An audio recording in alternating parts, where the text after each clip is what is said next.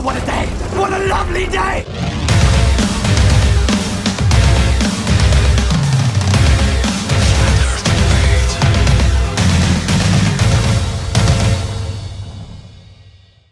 Welcome to Flat Earth Debate Uncut and After Show.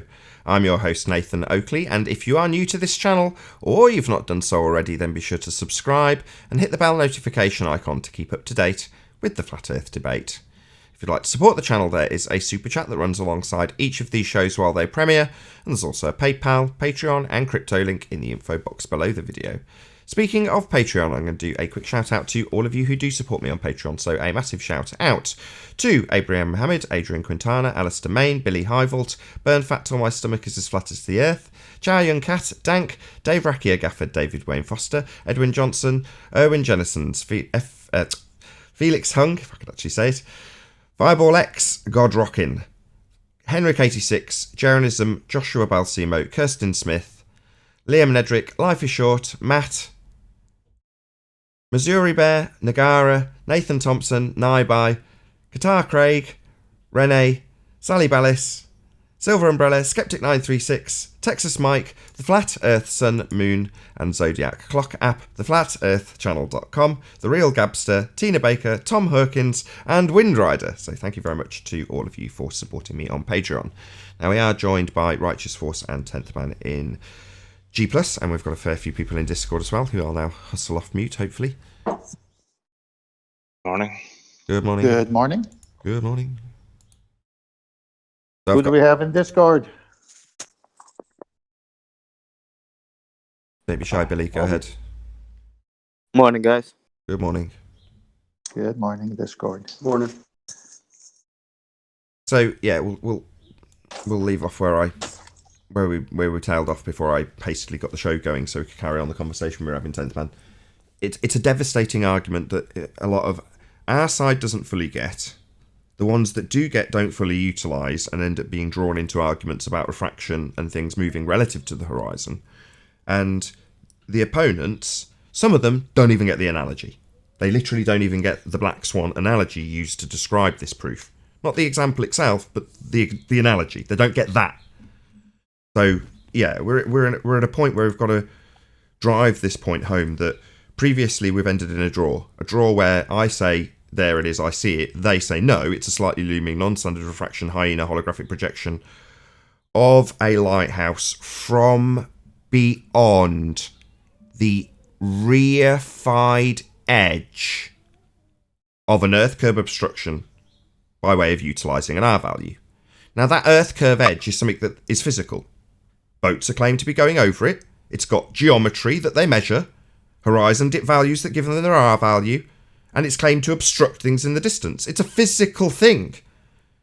Well, now, some of the fundies on the other side, who also presumably don't understand the argument or do and are just wankers, say, it's a not actual location. Oh, our argument that it's not a physical sphere edge, that we're not on a sphere, that it's not obstructing things in the distance, that it can often be way off further in the distance, therefore not physical, not obstructing, not having boats go over it. That's the point. But yet we get people saying things like all swans are black by hearing the analogy and not understanding the bloody analogy, let alone the argument. He caught him in the tussie. It's great. Oh, man. They have to take on our argument just to be able to breathe. It is great. All they do is just backpedal and doublespeak. Backpedal, doublespeak. Sure, but we're at the stage where our own side doesn't recognise that when they backpedal and doublespeak, they don't need to then argue about the backpedaling doublespeak nonsense about refraction when they're talking about looming the horizon above the horizon. No, all you have to do is show the horizon in front of the looming, which you've done. Game over. Yeah, first it was the clock tower was looming over the horizon. Now the horizon's looming over the horizon, so the clock tower that's looming over the horizon can loom over the horizon that wasn't looming before.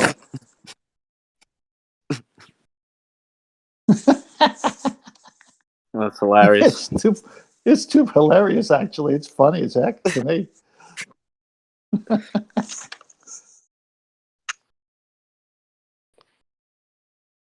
So it goes this way. Clock tower, I see it. No, that's just looming over the horizon where boats go over. That's just a refraction. Now, well, actually, the whole horizon was looming. That's why you're able to see it. So what about the horizon? Well, it's a not actual position now. Yeah, but you said it was something solid that boats would go over. Yeah, well, we changed our mind because you got us with the Black Swan. Backpedal. Yep, it's funny to hear Rumpus squirm like he has been. Oh yeah. Well, there's no way out of it. It's their math. It's based on the radius of the Earth that they give us, 3959. There's absolutely no wiggle room here.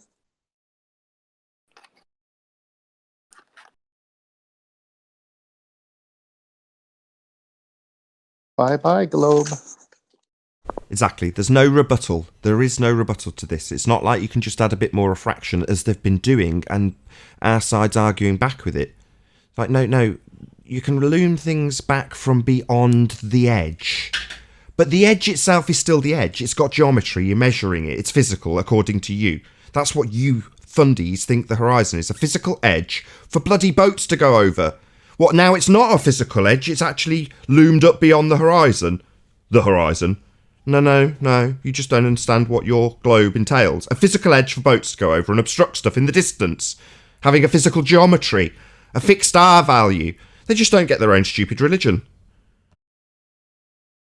Yeah, because it's being challenged, and it's being challenged with common sense arguments and using their own math, and it's just making too much sense that we can't be on the globe. But as Rumpus said on that one show, he said, this can't be reality because we know we live on a sphere, so this must be a matrix, and someone must have just done something to trick us. Oh my gosh, Rumpus. Is that the only alternative? Yeah, Now they're going to say that comment was telling. they're going to say the horizon can do whatever it wants to do. Just like science doesn't prove anything, the horizon and optics don't prove anything. It did until the Black Swan showed up. Yeah, that's the backpedaling, right? It's backpedaling and everything. First it was NASA, then we don't know, so NASA doesn't prove anything. Then it's science proves the globe. Oh no, science doesn't prove anything. The horizon, boats go over the horizon. Oh no, the horizon doesn't prove anything. It can change. Yeah. Wonder what's next? Nothing left. Yeah, absolutely right. So they're stuck with, I know it's a globe. And they just spread their fundamental belief on us. Nuh-uh. I think, yeah. We've seen that in the last year where they really have to come out and start admitting they're taking it on faith now. That's come up a lot the past 6 months once you go through all the arguments. It's worse. It's worse than that, but you're on it. They have to go subjective where they thought they were objective. Yeah, I think that's the biggest achievement. Kudos to everyone that's really put all in this effort to tease it out and realize that, peel away the onion, When the religion comes out. Well, that's what they do in the court of law. They do cross-examination.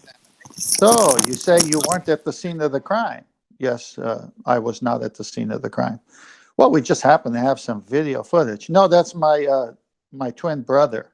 Oh, you have a twin brother. Well, we have your DNA and your parents' heritage, and you don't have a brother. Well, actually, it was a sister who decided to identify as my brother now. I mean, they're going to change everything.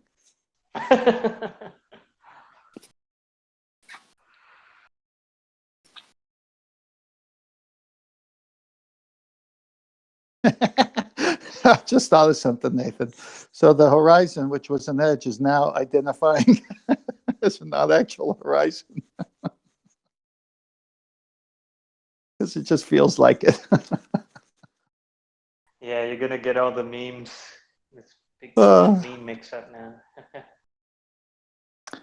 A force that's not a force, but you can think of it as a force. It's not a horizon, but you can think of it as a horizon, right? Well said, well said.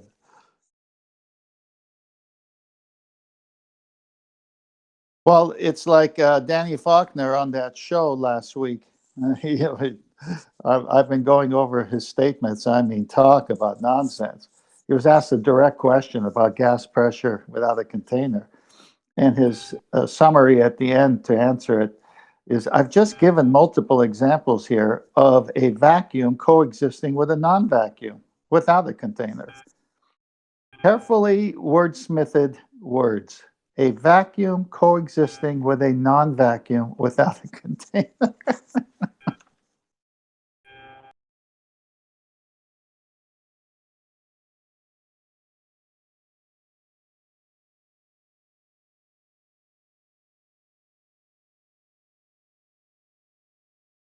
Hi, everyone. Hey, Flatsoid. Good morning. How's it going? Going fantastic. Ballers are running away like rats.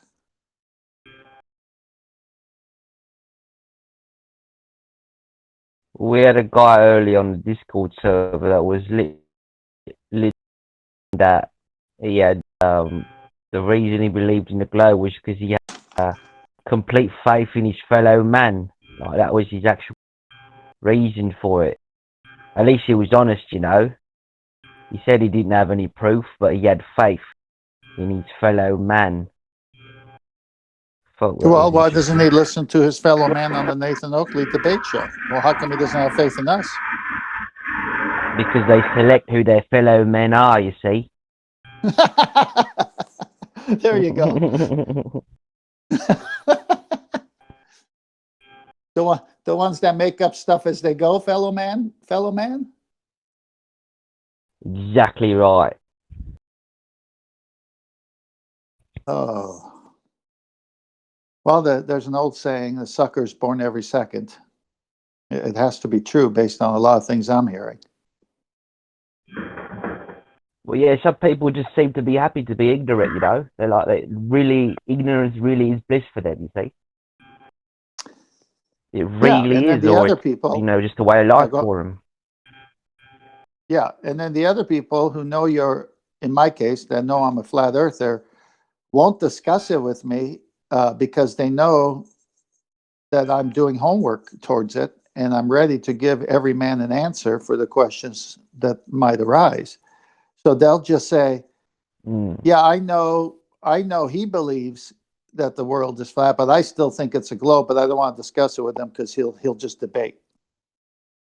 Well, we got two opposing viewpoints here of a place we're supposed to live on, and you don't want to talk about it?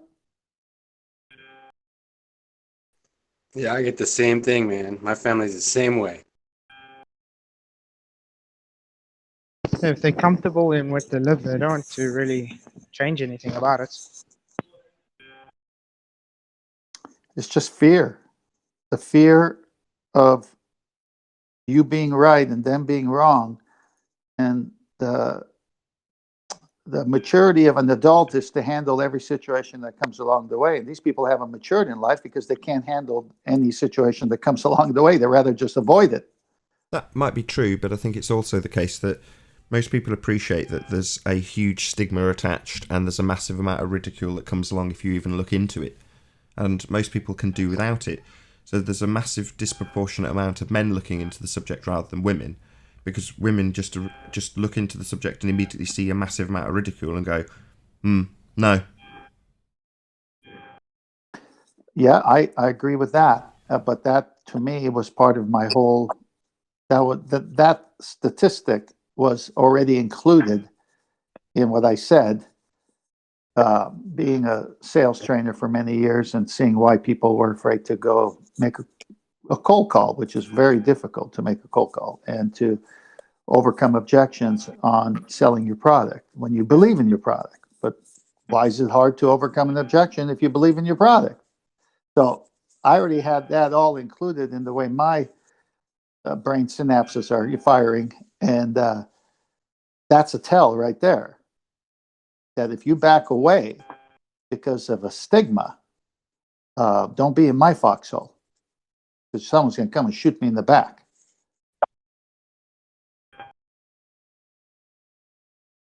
Well, I agree, but that's what I'm saying. To a female perspective, this seems like a battle rather than an investigation. They come along, you look at the subject and go, what I see is a lot of men ridiculing each other and a lot of vitriol, hatred, and you go, do I want to get involved in that? And then you look at, that's why women like Patricia Steer get ridiculed the most, and they get the most hate, because then they're a poster child for anybody who's female that looks at the subject and goes, that's what you get. Well, they'll resort to any kind of anti to get people anti whatever. I didn't finish that, but so if they're going to run with that, they'll run with that. If they're going to run in my life, it's mostly men. So I mean, they're a bunch of Brady cats to me. That I challenge them. I say, if you don't want to talk to me about the subject, that's telling about who you are and what you are. I'll just tell them that, because I mean, you're still my friend, and I won't talk to you about it anymore. But it's just telling right now. Sure. But like I say, there's more levels to it than just understanding and appreciation of the argument regarding the nature of our reality. A lot of people will just instantly recognise the subject matter and how that is treated, and how people who look at the subject matter or declare they align with the subject matter get treated, and just say a flat out, no, I'm not even going to consider the subject or argue about it, because, yeah, it might be you're right in the fact that they fear realising that's the correct subject, having to align with it, and not wanting to, because society is much easier if you just play along. You know, that's my wife's attitude. She can argue all of these points, all of these flat... She listens to the show. She knows all the points. Is she a flat earther? No. Because going out into a day-to-day job, or doing her day-to-day stuff as a flat earther, is more difficult. That's just the simple reality for my wife. So she might be able to argue all the points. She might laugh when she hears Globers arguing incorrectly. You know, her and I have been chuckling along to Sean Hawkins' show. It's comical when people are that stupid. You know, it is actually very good entertainment. But the point is that she's never going to declare herself as a flat earther, because she doesn't want the stigma attached to it, and that's why it's been structured in the way it has. And I agree with that. Yeah, and what I'm one saying level- also agrees with that sentiment, because that's true even in people in the Christian faith who are afraid to talk about their faith, because there's going to be maybe a debate, maybe some hard questions might be asked, and maybe you have to go study and know what the Greek says or the Hebrew says, and they're just, no, I'll just stay on the sidelines. Right. Yeah, the one level deeper, I would say, is not just the ridicule, but the amount of change in your life, not only that you have to face, but the change in your life that you have to implement once you know this. So I think it's a self-protection mechanism from not just the ridicule, but also then the subsequent change that really will take place in your life. I think that's what people are really resisting, consciously or subconsciously.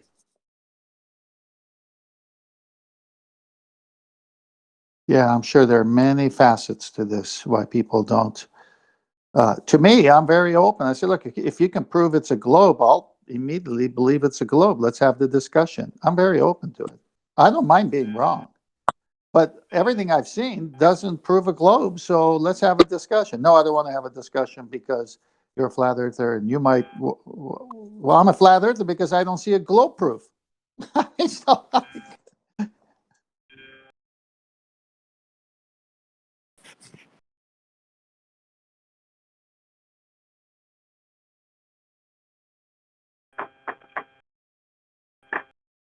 Anyway, QE's going to be addressing this tomorrow on his show. good. So he's going to cover the Black Swan argument again, and he'll probably have to cover it 10 more times before our side understand how damning it is, how it ends the calculations, and for their side to understand the analogy, maybe it'll take 20 more attempts. Making quite a lot of noise, Light. Yeah, Hold on one second. You're making quite a lot of noise, Light Energy. Can you just pop yourself on mute if you don't want to actually add anything?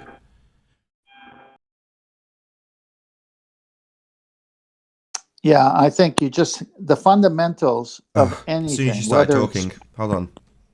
Billy and Light Energy, you are both hot mic making noise. Thank you. the fundamentals of anything, whether it's sports or, I remember there's an old American football, Vince Lombardi, a very famous coach. He would start every season with, grown men who know football. He says, and he'd hold the ball. He says, this is a football. And he would just go over the fundamentals. So we can never go over the fundamentals too much. So QE doing the show tomorrow and keep doing it is, I would say keep doing it because we are humans and we just need to keep seeing the fundamentals of the arguments. Yeah, and as time goes by, it's not detrimental that our side are being led and arguing about things that refract around the horizon in their model, as opposed to the horizon, because we see their rebuttals, we hear the crap they come up with, and can ultimately debunk it when someone else goes to challenge it and hasn't heard a crappy rebuttal before. So, in many ways, these people are pioneers in the argument. Well, I think it will definitely be beneficial to a lot of flat earthers, especially on the 24/7 Discord. Like a lot of them don't seem to have the right arguments or the right rebuttals. And I've sort of gone in there from here and taken a lot of, your arguments in here from the panel. And I've noticed a bit of a trend, like people are starting to understand a lot of, what you guys say, like just the fundamentals, like you guys are saying, like even what science is, what a hypothesis is, like what simple things, yeah. No, that's not simple stuff. It was simple when we were about 10 or 11, and they first told us. It's very simple at a base level. You're correct. What's not simple is the fact that ever since they told us it in school, they told us the complete opposite from there on in. So it's complicated to understand and unbrainwash yourself about what science is when the moment you've had that argument, if you've got a TV, you switch on the TV and listen to an advert talking about how science proves a shampoo is better.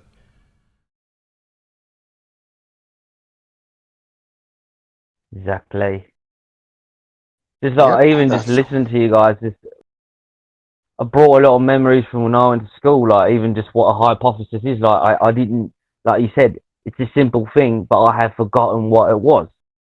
And like I remember my science teacher teaching me what a hypothesis was, and the steps to the scientific method and the steps to an experiment.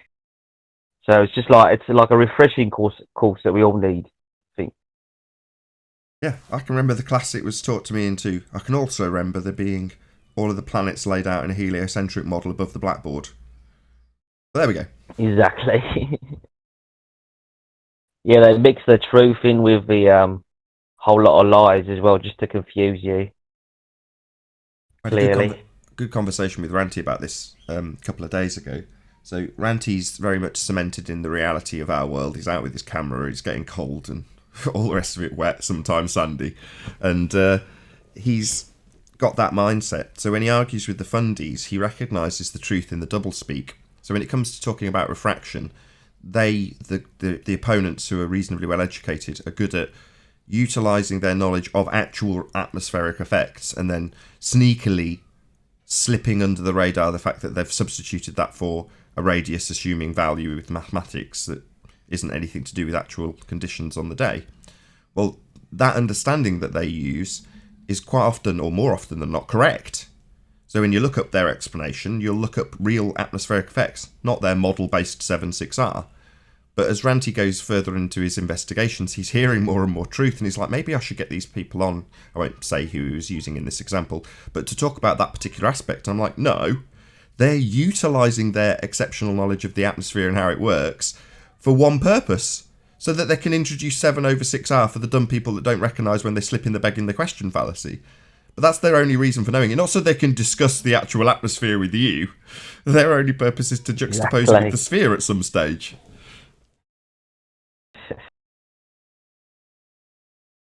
But yeah, the truth is always mixed in there to make the lie more credible. And in this case, the lie is 7/6R. It's assuming its outcome. It's assuming light's bending around a presupposed sphere with an R value. So it's R on steroids. R and then 7/6R. Well, that little switcheroo takes place after they've talked very educatedly about atmosphere and what it does and the conditions and refraction. Not in this case, though. Black Swan doesn't apply. Can't loom the horizon above the horizon. So it's like the wife that slowly slips you the arsenic, yeah? Say again. With your dinner. It's like the wife that slowly slips you the arsenic with your dinner. Arsenic. Oh, I see. Arsenic. Yeah, that sounded very different the first time around. I've built a. Oh my god! It's like Princess Bride. Where Sorry, he that says, was funny. Slipped you the ass, Nick, in your dinner.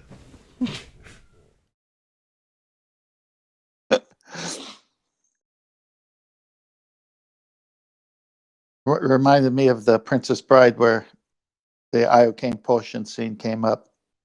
It wouldn't matter which one he took because he built a. He would take it slowly, and I guess his body built antibodies towards that. The other guy dies.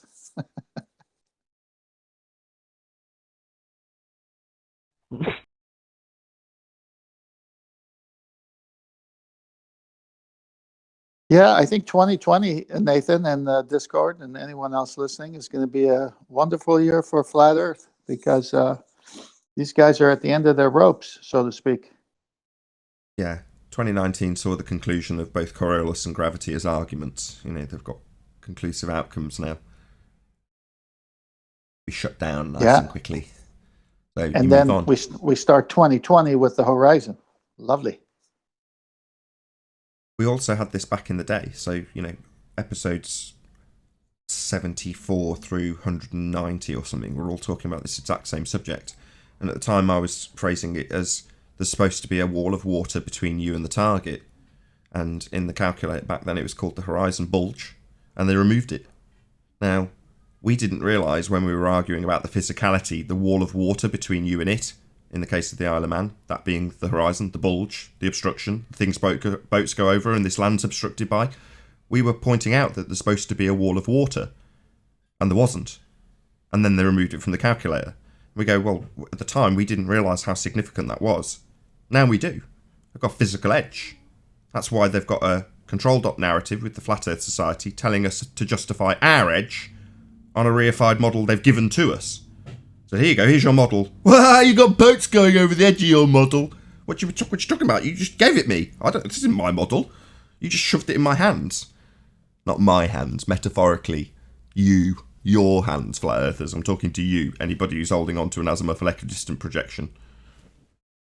Your boats go over the edge of that projection. Well, why do you think they were saying that to us? Because boats go over their edge. It's a physical edge. It's their sphere edge. It's where they get their R value in some instances. And it's supposed to be blocking stuff in the distance.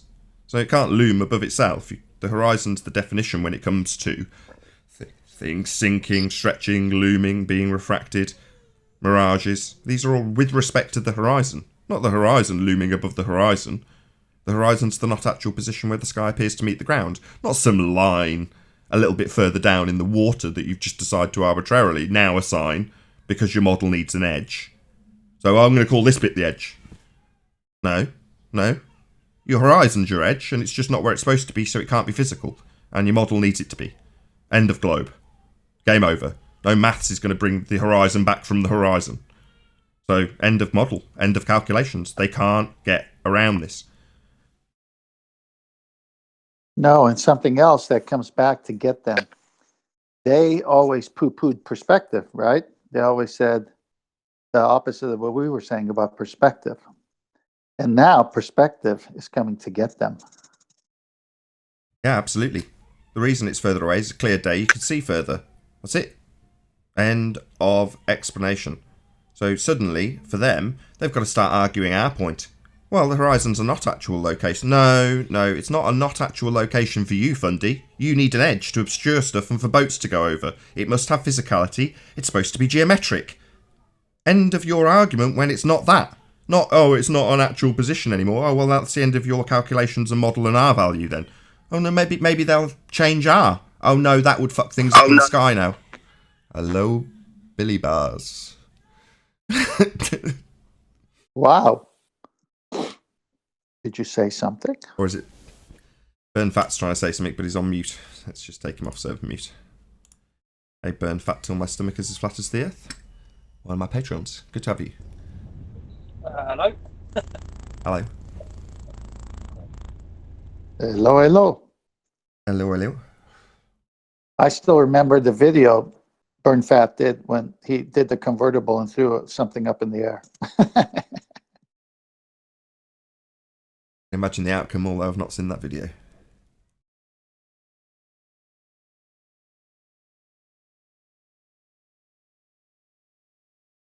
Oh, he's not talking. He's just listening.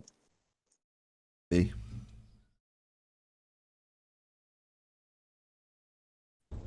Yeah. Hello? Hello. Yeah, the outcome was it fucks off. I was going to say those exact words. Yeah. I'm just going to listen because I'm not too used to it all right now, so. No problem. Welcome. Good to have you. Yeah, cheers, man. Yeah, it was funny because the video, he's just happy and smiling, and it's the end of Coriolis. Yeah, Slice Barcane, I think one of his very first videos. So he was trolling me for months and months and months, presumably trolling everyone else as well. And at the time, I wouldn't take people... Billy Bars, can you pop yourself on mute? I wouldn't take people seriously unless they were videographers. That's not my standard anymore, by the way, but back when I was first making videos, I'm like, well, if I've gone out on a limb and made videos about this and you're just a trap troll, then screw you, sort of things. And at the time, Sly was just that. It was just a trap troll. You know, didn't make any videos. And I kept saying to him, you know, make a video response. And eventually he did. And one of the first videos he made was him in a car throwing a ball up and down. Obviously, the class closed. Of course. Yeah, how did they negate that evidence there? Look, I'm in a closed system. See? Oh, how about an open system? Forget that? Don't you forget we're supposed to be an open system? Yeah, that's the undoing, though, isn't it? I've had George Netanyahu over a barrel with that. You know, gave a comparison and was like, well, in this system, bus, train, whatever it might be he was using, I can't remember. You know, it's like, well, you fly the drone in there and it just flies along with the train. Or you throw the ball in the air and it just comes back to your hand. And you're like, right, so that's a closed system like Earth. No, well, Yeah, Earth's kind of open. It's approximately closed. Approximately closed. No such thing.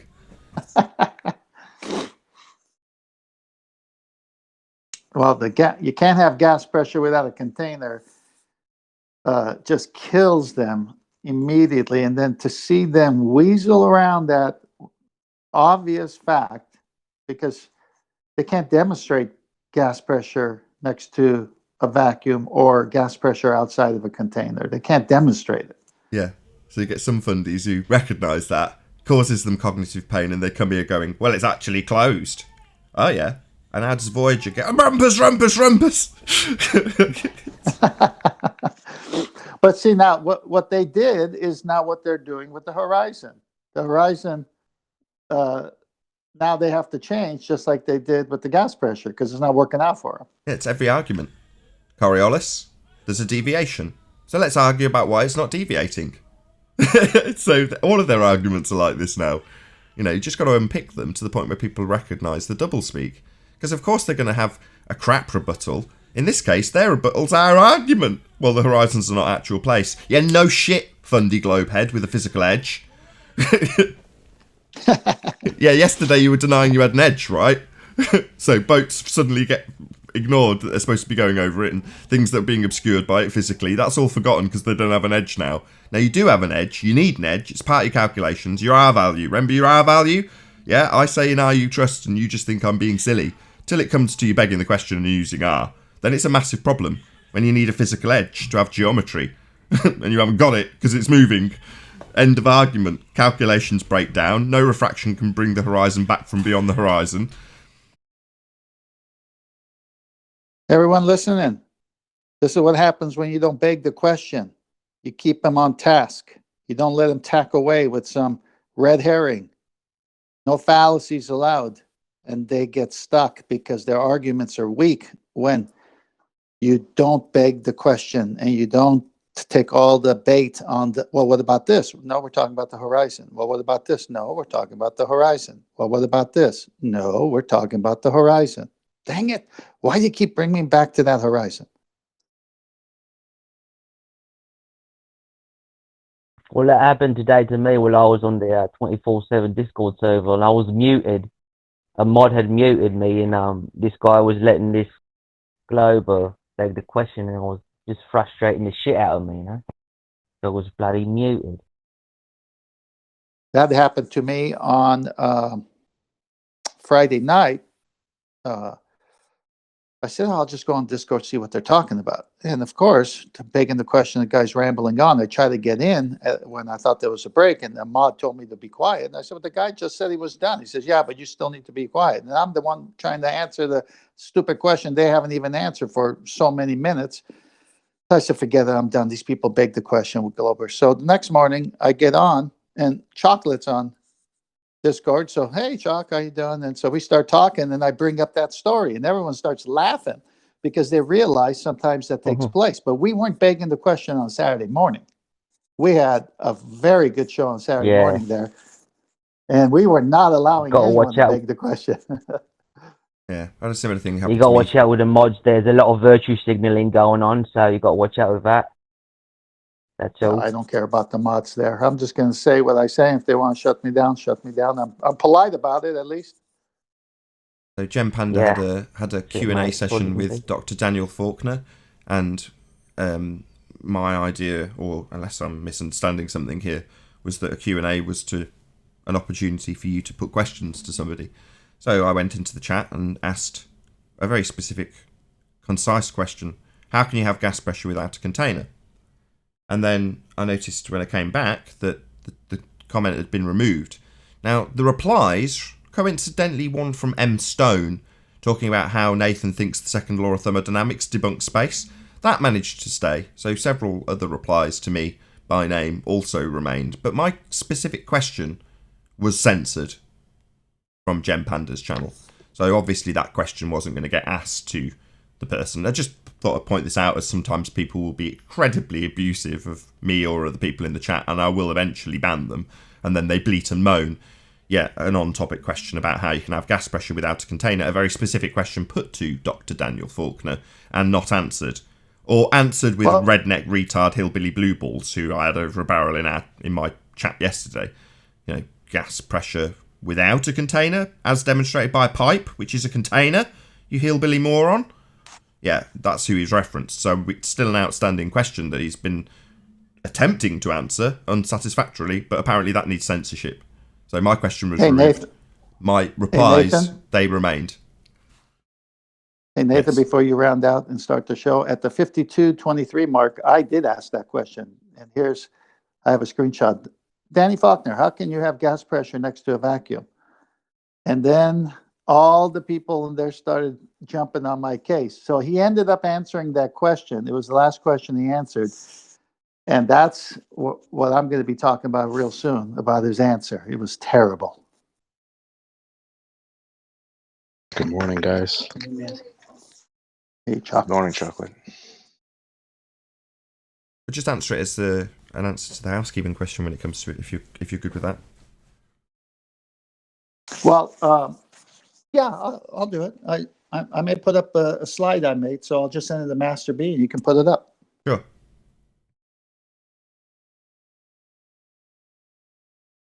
Oh, what a day! What a lovely day!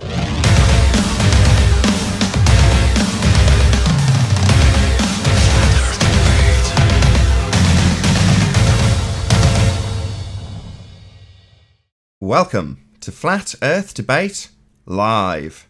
I'm your host Nathan Oakley, and if you are new to this channel, or you've not done so already, then be sure to subscribe, hit the bell notification icon and join button to become a Nathan Oakley 1980 channel member and keep up to date with the Flat Earth Debate. If you'd like to support the channel, there is a super chat that runs alongside each of these shows while they are live. There's also a PayPal, Patreon and crypto link in the info box below the video. Most importantly, if you'd like to join the discussion, simply mute the page you are currently watching, then click the link in the info box below this video to join the panel and express your views on the nature of Earth. If you do join, please don't swear. If you do, you'll be ejected, and if you are, please don't try to rejoin the stream using sock accounts. You'll be warmly welcome back on the next stream. Please also share the show on social media. Sharing the show obviously increases the live audience, but this in turn increases the chances of a more diverse panel. So please share the show on Facebook and Twitter. And one last time, if you're new to the channel or you've not done so already, then be sure to subscribe, hit the bell notification icon and join button to keep up to date with the Flat Earth debate. Speaking of people joining, we've got a couple of new members, so big massive shout outs to Mario Knows It's Flat, who joined as a penguin, and also Passway Toa, who's also joined as a penguin. So massive shout out of appreciation to you. As I say, if you do want to join, there's a blue join button on a PC, and I think there's also one on Android, or a link below if you haven't got either of those devices. So we are joined by Righteous Force, Chocolate Saiyan, and 10th Man in G+. Welcome. Morning. Good morning. Got a whole bunch of people in Discord, so hello to everyone in Discord. Hello. Hello. Any signs? Good morning. Hello. Hello. Hello. Good morning. Hello. Any evidence of a physical sphere edge capable of geometric measurement? How could an apparent position be physical? It can't. That would be It opposite. Any evidence of Earth curvature? Not from Los Angeles Airport.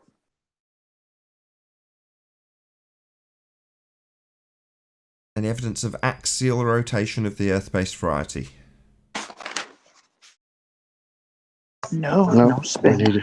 we would then need access, Hey, Sleeping which Warrior. would require this supposed curvature. Feel free to join in Discord. Any scientific evidence of gravity? Hey, Arwin.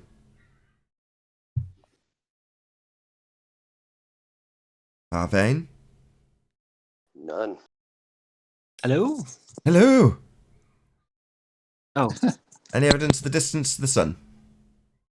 no. No. No.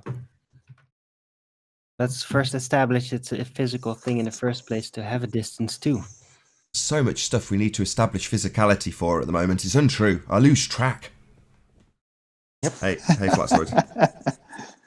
If they can't measure the edge, how are they going to measure the sun? Any evidence of a self-perpetuating molten iron core at the centre of a presupposed spherical Earth? No, just cartoons. Yep. Fantastical idea. Hello, can you hear me? Yes, we can now. Hey, Sleeping Warrior. Bloody hell. Hey guys. Stupid Windows. It's supposed to be refined and getting better, but it seems to be getting worse. Any evidence of the R value? No, only a bit of illusionary refracted nonsense over the horizon. Yeah. Over the Oh, horizon. Ruef and his R fraction yesterday. That was special.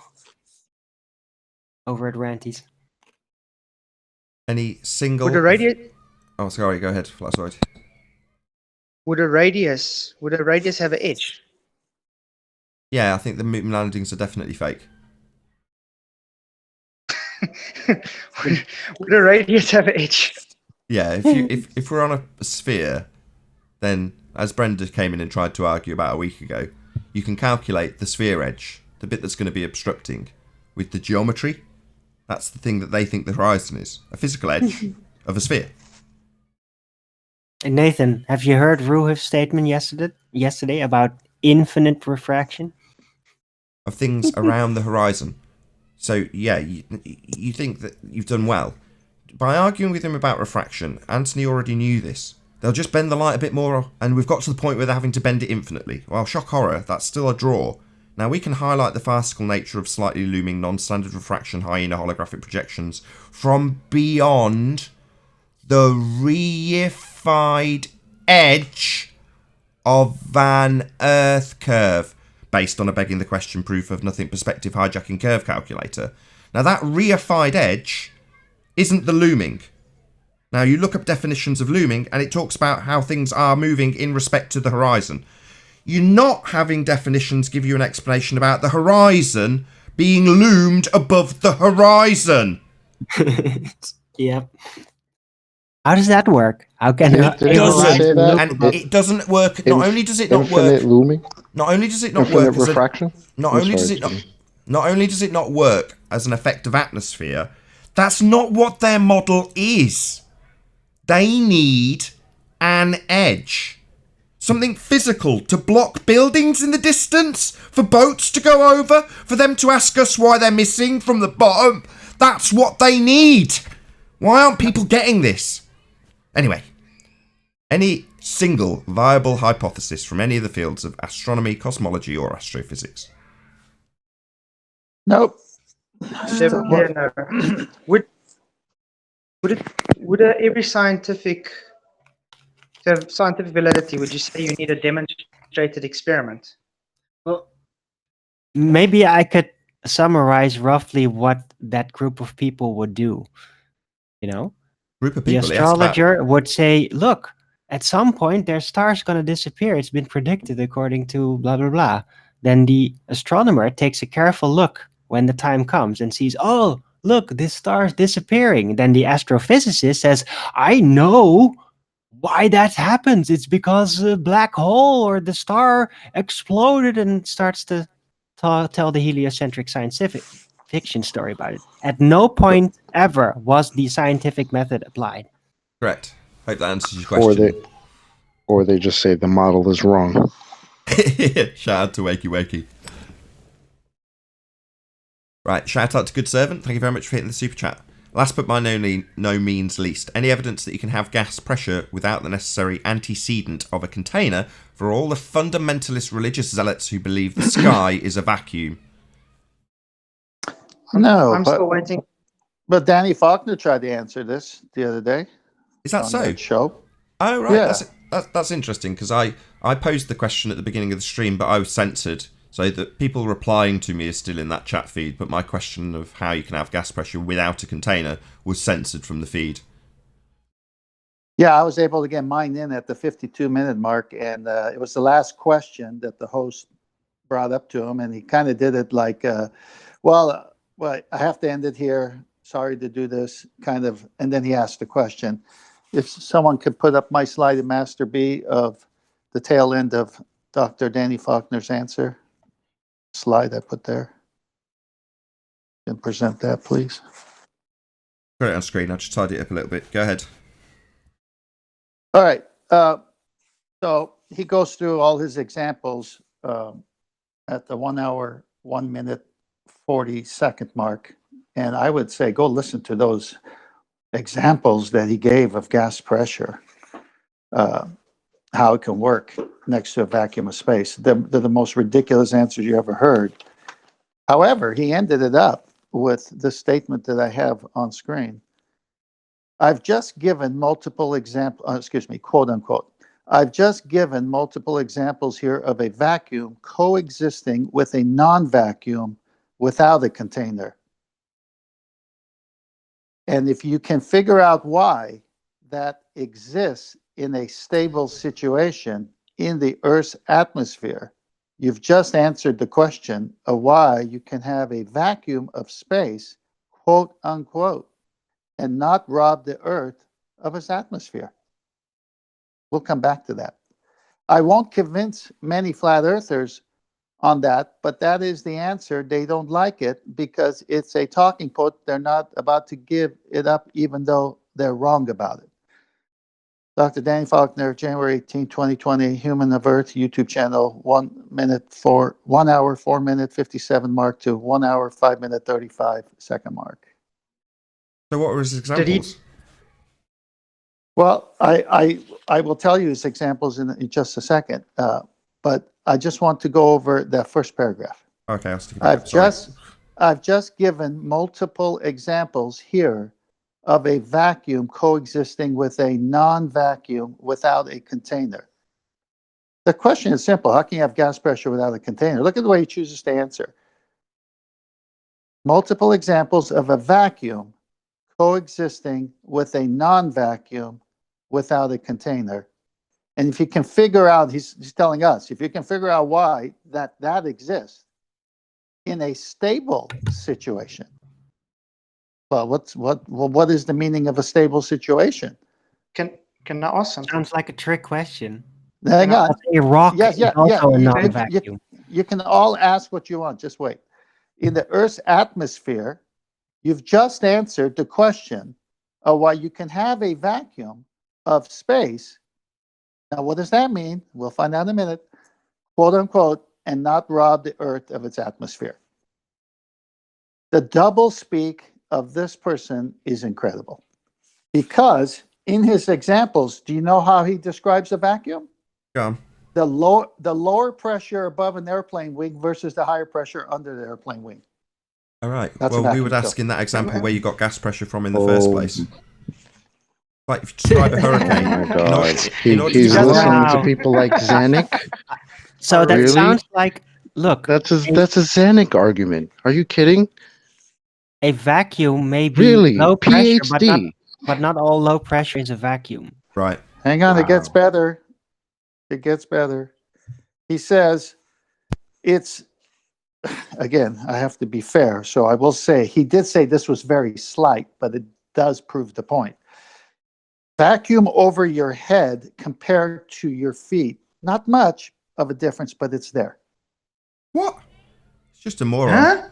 If it's got particulate matter in it, then you can't consider it a vacuum. This is why when you redefine the word vacuum, and then we go back to the last quote that I have, you can see the doublespeak. Yeah. Well, I it's just- Well, people low like pressure with vacuum. That's people like Zanuck have tried to redefine vacuum, and somebody like him will say, "Oh, it's a pressure differential." So wherever you have a pressure differential, you have a vacuum. Yeah, it's just not correct. So a gas pressure differential would be would give rise to the following question: where did the gas pressure in the first instance exist? How did you get the gas pressure in the first place?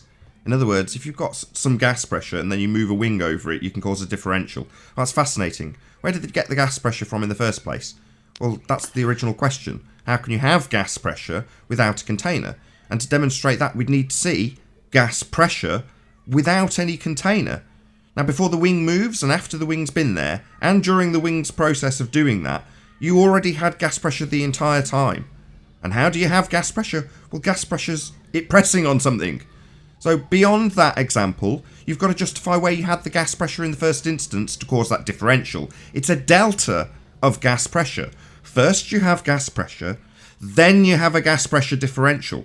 And our question isn't in regards to delta X, gas pressure differentials, it's in regards to gas pressure. How can you have the gas pressure for you then to move a wing over it without a container? And we'd need a demonstration of that, not you causing a difference in gas pressure that's pre-existing.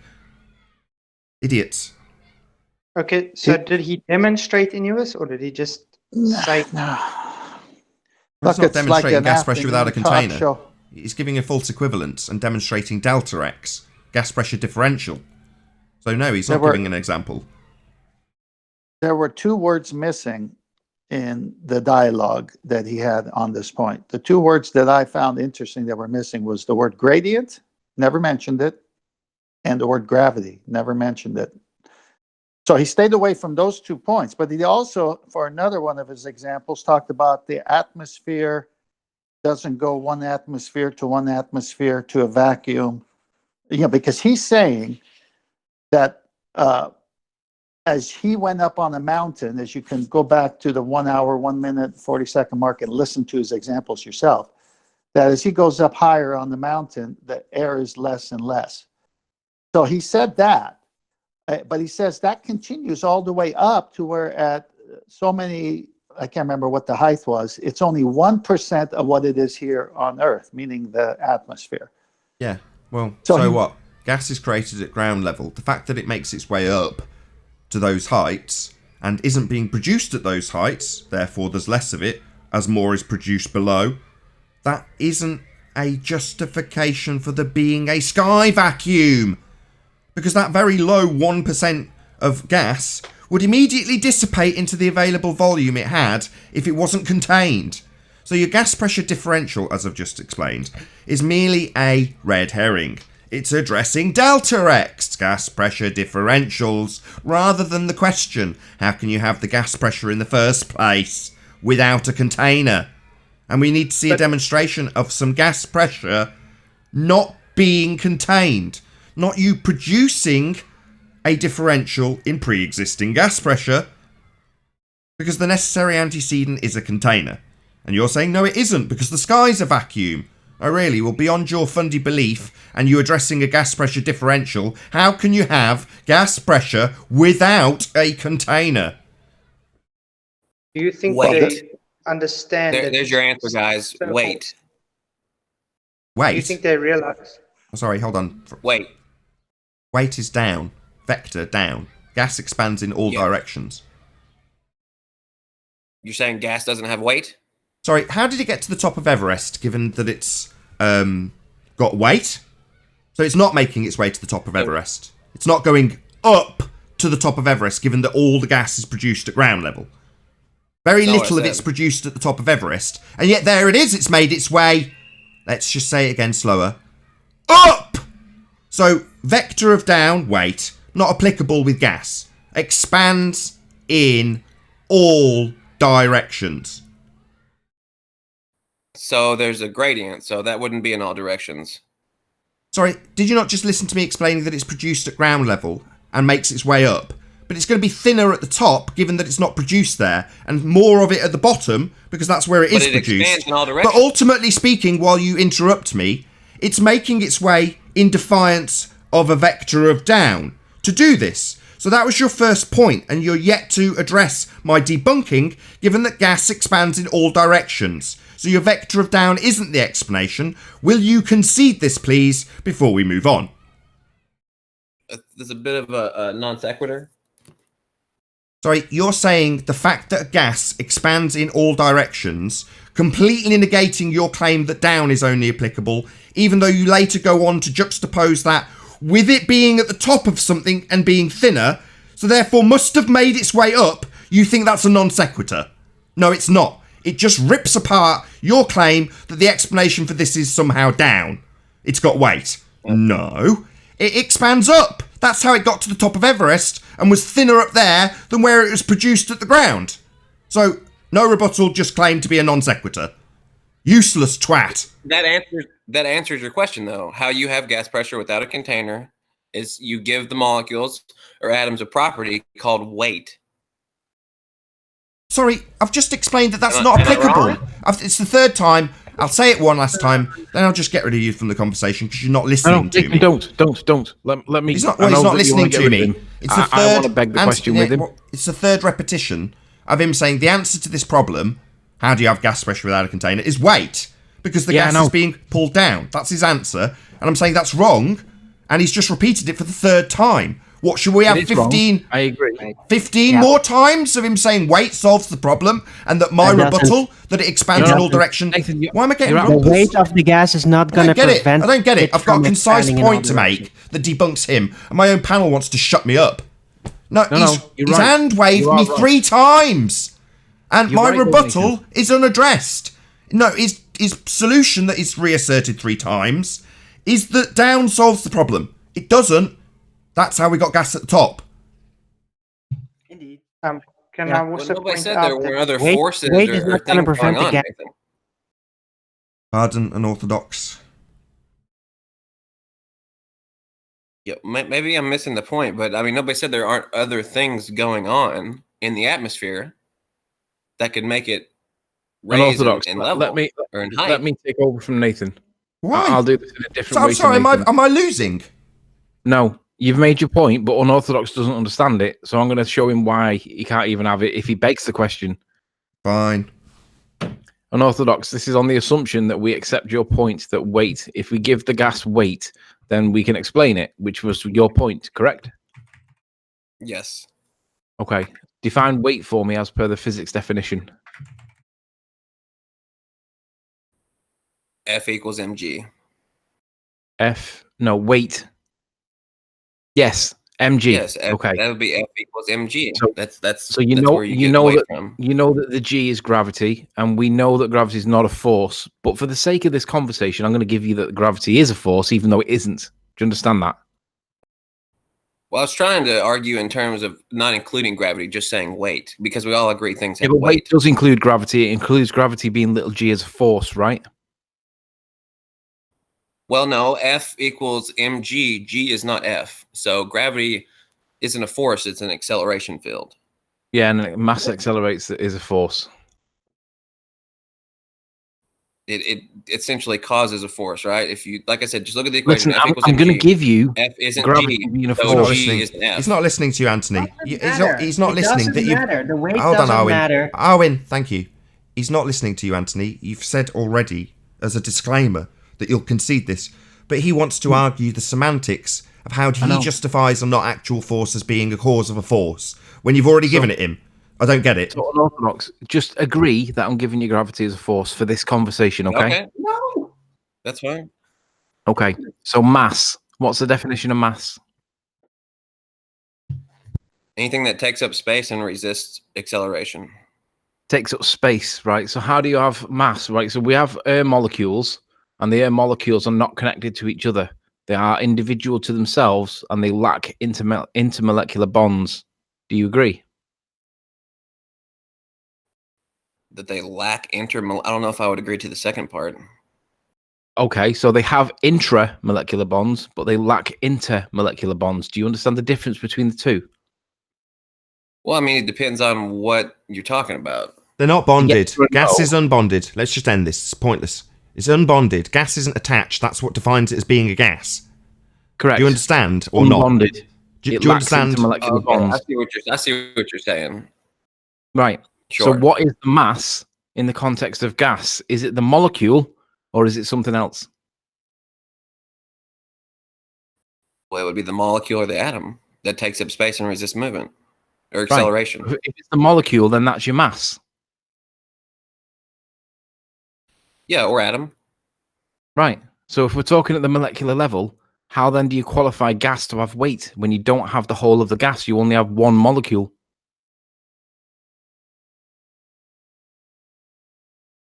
The same way you would qualify it in any other sense. But isolating one Well, atom explain. is quite difficult. Explain. How do you get more than one molecule if you just agreed that mass is the molecule? Where do you get all of the molecules from? I'm kind of missing the point here. I mean, we're talking about a collection of molecules. Are you How do talking you about collect- how we No. isolate Stop, one hold on, molecule? Anthony. No. Did you not just listen? Unbonded. Not a collection. Unconnected. You fucking retard. Didn't you listen? I qualified it. Anthony explained it. You said you didn't understand. Then you said you did understand.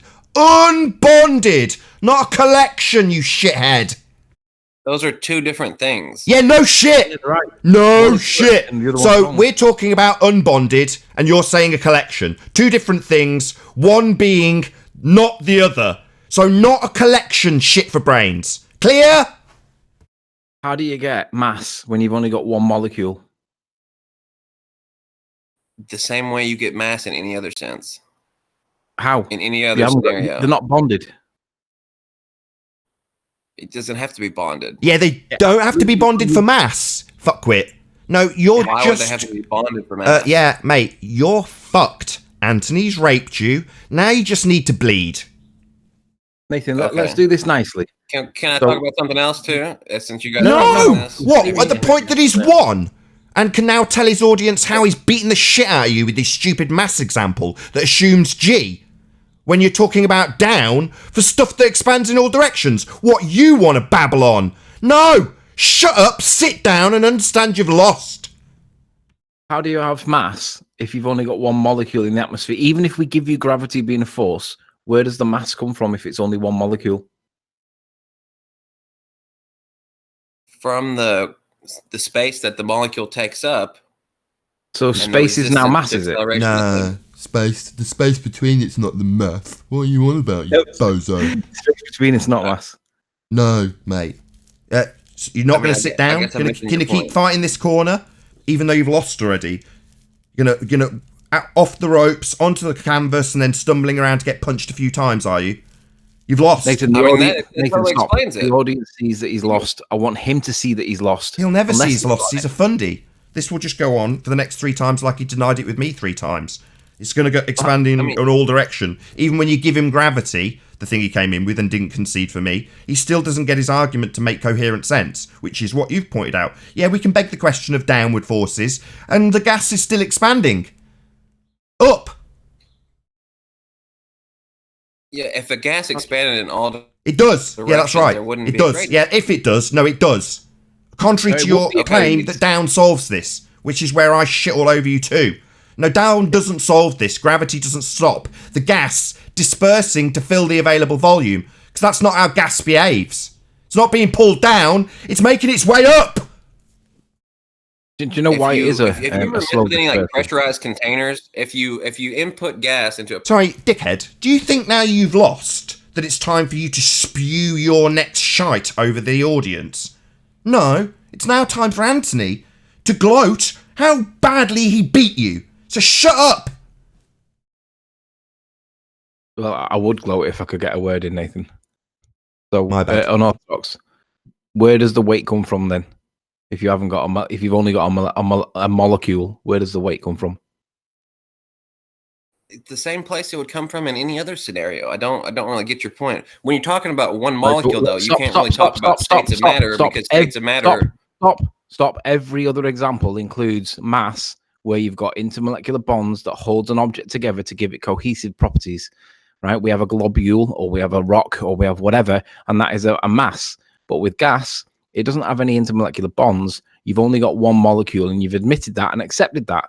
So where do you have the mass, assuming that you have gravity anyway, to give you weight? Because without weight, your argument falls apart and you lose.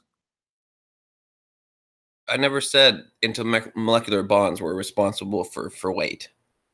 I said that it's the lack of the shut up. It's the lack of the intermolecular bonds that is the reason why you can't have weight for your explanation. I'm talking like on a macro scale. Like if you put gas in a container. Oh, what? If you get a whole collection of it together?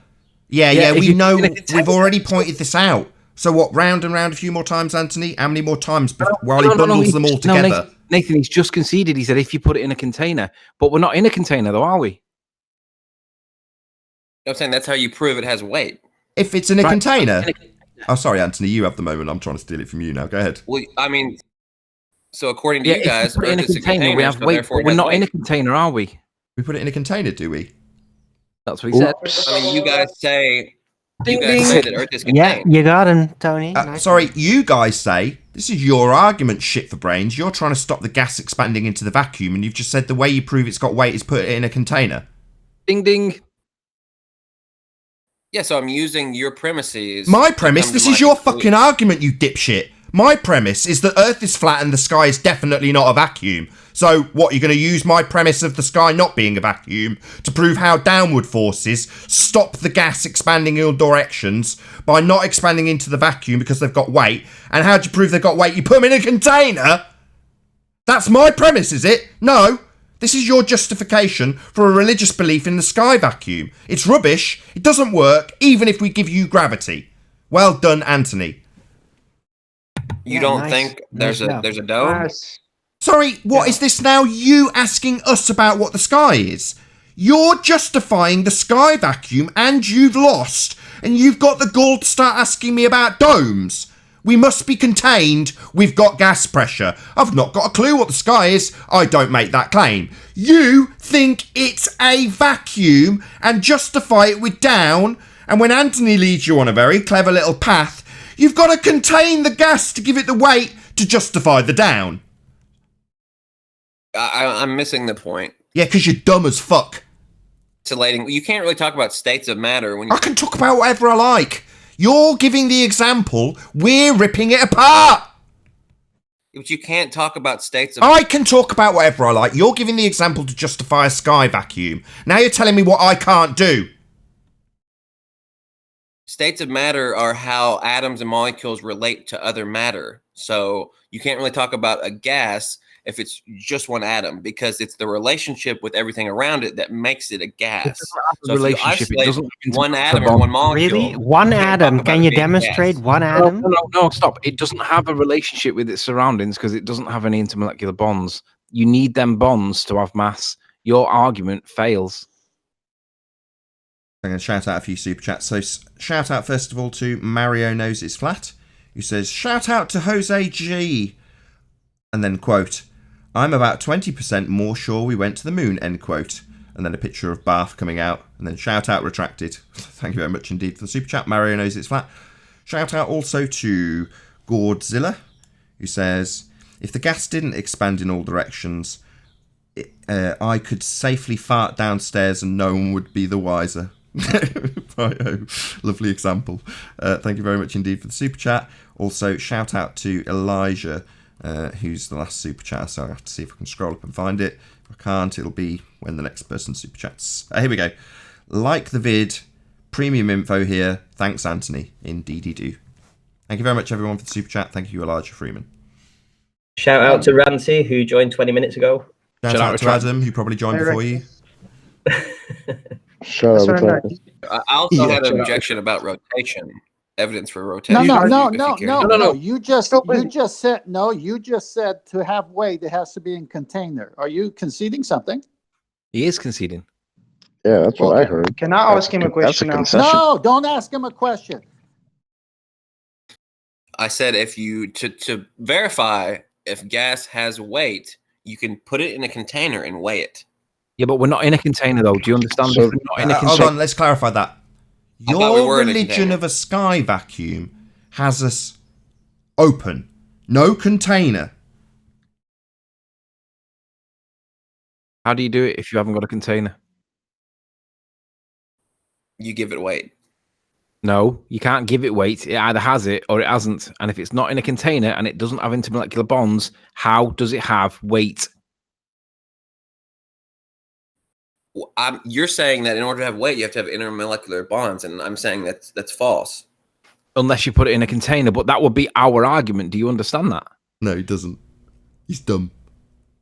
Your argument is that if you put gas in a container, it has weight? No, that's your argument and your example about how you give gas without bonds weight. No, not ours. You keep representing your argument like we're saying it. Can you stop doing that, please? You're trying to knock me for like a demonstration, a practical demonstration. Like to measure something, you have to put it in something to weigh it. If it's a liquid, all right. So what? To have this gas pressure and quantify it as a collective, you need a container. That's interesting.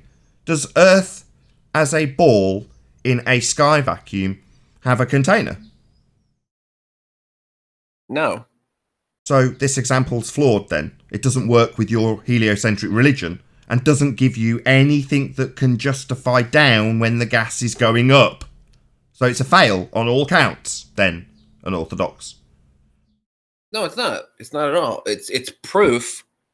And unless you're saying that somehow whenever you release the gas from its container, then it has no weight. And you have some... that's the problem. That is what happens without the container. It has no weight. So weight is down, right?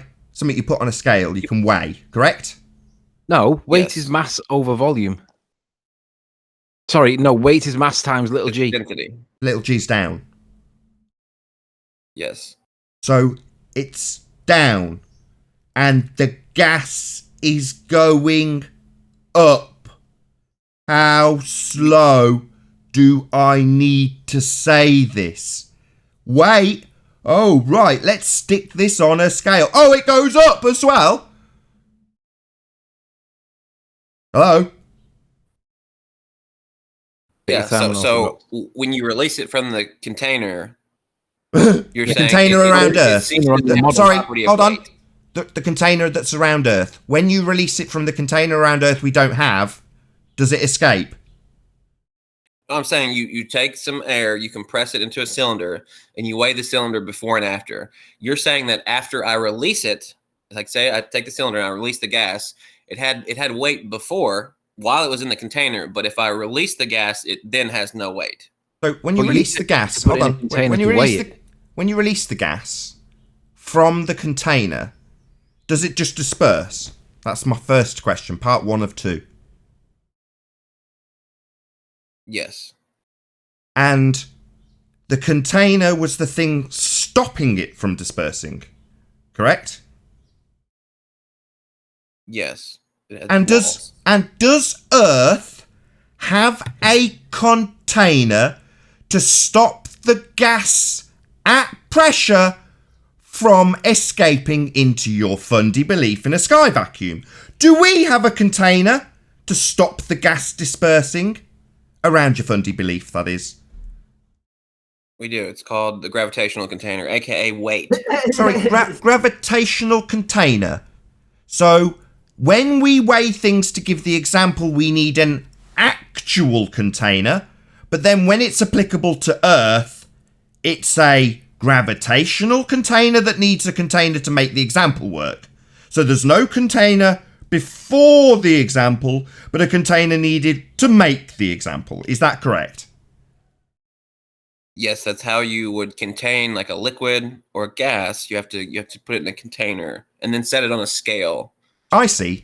And Earth has a container around it to contain the gas also. A gravitational container. No, gravity is being described by you as you putting gas in a box and then weighing it. I'm saying that's how you prove that the gas has weight. Weight? No, it has pressure. It's expanding in all directions. So you putting it in a box, cramming as much as you can in, and saying, look, it's pressing down, as well as on all of the directions of the container. And then when I open the container, it disperses randomly and freely, unbonded in all directions. But we'll ignore that, because Earth doesn't have a container, because my example, when I put it in a box, has weight. That's your example. Unorthodox, could I just ask ignoring that it expands. Unorthodox, wait. Can I just ask for a citation for what you said was a gravitational container, please? I don't have a source ready. I just made it up then. Shooting off the cuff here. Made it up. I've just Googled it, and it comes back with nothing that's on topic, so nothing at all that matches. So I'm just wondering if you just plucked that out your ass. Yeah, he has. Pretty much. Okay, so you've been defeated, and now you're plucking stuff out your ass. Wow. It didn't work. Great religion. Shouldn't Hold on, last question from me, and then I'll let everyone have their own with him. Shouldn't your religion of a sphere have better answers than this, than leaving in your position where you've got to pluck stuff out your ass about gravitational force fields? I mean, if you're thoughtful and you can think logically, plucking stuff out of your ass can be a good thing. What, when you've got a religion that's supposed to have answers to this, and it's supposed to be the world we live in? So your religion, so you're saying it's good that your religion leaves you in a position where you need to pluck things out your ass? I'm having a bit of a goof here. Goof? You think this is your reality, mate? Goof? We're taking it very seriously. Earth is obviously and observably flat, and the sky is definitely not a vacuum. We're motionless. Now, that's a fact. But you just think it's a goof when it comes to proving the sky's a vacuum. I only pull things out of my ass on weekends. Yeah, okay. Yeah, take it seriously, mate. You came with a claim. Now it's been proven wrong. It's just a joke. Yeah, what a shock. It's your religious belief that we're debunking. Your belief in Earth being a sphere in a vacuum. It's not true. It's not right. We live on a flat plane and the sky's not a vacuum, mate. Now, you can find that goofy. I find it outrageous that we've been lied to on such a monumental scale about the sky being a bloody vacuum, even though it violates natural law. And even the fundies who believe in it can't come here and defend it and goof off when they get beaten. I mean, you still haven't addressed why it magically doesn't have weight when you release it from the container. Magically doesn't have weight. Who cares? Gas behaves as it behaves because it's gas. Do I have to justify why gas behaviour is as it is? No. Gas just behaves the way it does. But it doesn't behave conducively with the sky being a vacuum. It would all dissipate. We'd have no gas here. Do I have to justify why gas does that? No. It just would if the sky was a vacuum, which it isn't. Unless it had weight. Unless it has weight when you put it in a container. But the Earth hasn't got a container, because if I put gas in a container and weigh it, I can justify a force field I've plucked out my ass. That's just the practicality of measuring a contained volume. What? The force field you plucked out your ass is a practicality that your religion left you in need of pulling out your ass? Nathan, you No, did it's say just you were how going you to would handle the weigh rings. gas. My bad. Go ahead, How Anthony. how you would weigh gas. Go ahead, Anthony. So the mass that we've just said, that you said, if you take it out the container, it then doesn't have any weight. Yeah, it can't be in a container to give it weight. That's the point. You need to put it in a container. Whoa, shut up. You need to put it in a container to give it any weight. But on your model, it's not in a container, so it can't have any weight. You don't have to put it in a container to give it weight. You have to put it in a container to weigh it. Yeah, he's just double speaking now. That's precisely what you just said 30 seconds ago. No, there's a difference between weighing something and it having weight. Unorthodox, are you not realizing the doublespeak that you're spewing right now? No, it's just You bullshit. say that you can only have the weight of a gas if it's contained. But then right after that, you say you release the gas from that container and it still has weight. That's doublespeak, man.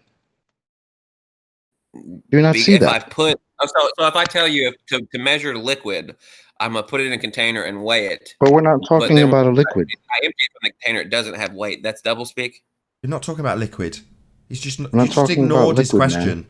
man. He's asking Yeah, I'm how using an you analogy. how you define putting it in a container to give it weight, but then when it's released from the Not to container, give it it still weight. has the weight that you've given it when you put it in the container. That's double speak. You've ignored him and talked about fluid. Do It's you know not- why you're fluids not have weight? giving it weight Do you know why fluids have weight, Unorthodox? because things are attracted to Earth. No, because they've got intermolecular bonds. In contrast, gases do not. Hold on, that's wrong. Fluid is a term that's attributed to highly compressed gas where essentially you've removed all gaps. Now that doesn't mean that it's bonded, it just means that they're so close together that they behave as though they are bonded because there's no gaps Sorry. anymore. That's a I'm fluid. sorry, I misspoke. I meant to say liquids. I apologize. No worries. If they were Yeah, bonded, he it would said be liquid. it would be solid. Say again? If they were bonded, if they were bonded molecularly, it would essentially be like one molecule. No, that's the No. difference. The liquid Hold on, and the gas that we are Hold on- on. Oh, this is a red herring. Hold on. It's a red herring. If they were bonded, is gas bonded? Yo! Well, it depends on what you're talking No, about. the answer is no. Not if, it depends. No. This is a red herring. If they were bonded, who cares? They're not, are they? Answer, no. O2 is an oxygen molecule bonded to another oxygen molecule. Right, they are all unbonded, free to move in all directions at an intermolecular level. Now, while you're now juxtaposing an intramolecular level bonding, that's not what we're talking about. Okay? Okay. Yeah, so suddenly you do know the difference between inter and intra? Yeah, what shock. Just playing dumb for us, were you? Totally. Do you realise? Yeah, we know. So you've got to play dumb to make your globe religion work. You've got to play dumb. Pretend you don't know the difference just to have an argument that might work within your religious rhetoric. You've got to play dumb. Why would you need to play dumb to make this argument work? I misunderstood you. No, you didn't. Maybe he's not playing dumb. Yeah, maybe I'm not playing. Oh, right. He just summarised inter and intramolecular bonds at a concise level, so he does understand them. But earlier he didn't. So what, he's just got a concise understanding of the difference while we've had this conversation? No, he's just playing dumb. No, I misunderstood you. I thought you were talking about bonds that would bond atoms together to create molecules. I thought that's what you're talking about. Oh, what? The thing I've just pointed out the difference between? What, you're going to play dumb again? You're just playing with us, you're a twat. I guess I missed it. That's what I was saying. I wasn't. I hear that stutter, and I know precisely what it means cognitively. It means I'm a lying sack of shit. No, I misunderstood you. So your claim is So you don't need to stutter and wouldn't stutter if you weren't searching for the next lie. I just don't know what you're arguing. There's the stutter again. Sure. There's the stutter. You're a liar. You're just messing with us. You know you've got to play dumb and pretend you don't know the difference between stuff that's physically bonded, like a liquid or solid, versus a gas, and stuff that's got a intramolecular bond. You do know the difference. You're playing dumb because you need to equivocate so that you can give the gas a weight. That's the whole purpose of your little misrepresentation. You know it, I know it, and you think it's just going to get justified to the audience by claiming you're goofing off. No, I misunderstood that. I was trying to get clarification. So it wasn't that you were looking for understanding. You said you were goofing off. So just a lie that you were goofing off. You were intently listening and trying to find an understanding. You weren't goofing off. That was a lie. Nathan, can I just say, it might be the case that he just genuinely didn't know because he's not as intelligent as he claims he is. Okay, I'll accept that. You're just stupid. Fine. Yeah. That's but I still don't obvious. understand your argument, though. Your argument You're is the one that- Did you mistake the argument when you were double speaking and saying that you would have to put gas in a container to weigh it and then releasing that from the container and it still has the weight that you needed the container for in the first place? Did you misunderstand that, or was that just purpose double speak? No, just as in to measure a liquid's weight, you need to put it in a container. I'd like to know why we keep talking about a liquid, because the whole time we were talking about gas. Now you want to talk about liquid. Yeah, the reason he wants to talk about liquid is he needs a collection of them so that he can attribute the collection of them a weight. Well, gas is moving up and sideways in all directions until you contain it. That's our argument. He's too stupid to get that and wants to say, well, if I now take the properties of contained gas, I can equivocate to give me a force field to pull out my ass. Yes. Yeah, so, that so your double argument speak is not going to work only- anymore only here. the act of containing it gives it weight. That's your argument. No, gas requires containment. Otherwise, it dissipates. Like when you describe weighing the gas, cramming a load into some sort of container, and then upon releasing it, it dissipating. Well, Earth doesn't have a container to begin with. We shouldn't have any gas pressure if the sky's a vacuum. But you still You don't said that magically was get that rid of was the weight our argument. by- How do you weigh a gas again? Have it in a Unorthodox? container, according to him. What'd you say, Chocolate? You said putting gas in a container to weigh it. That's our argument. But how do you weigh a gas?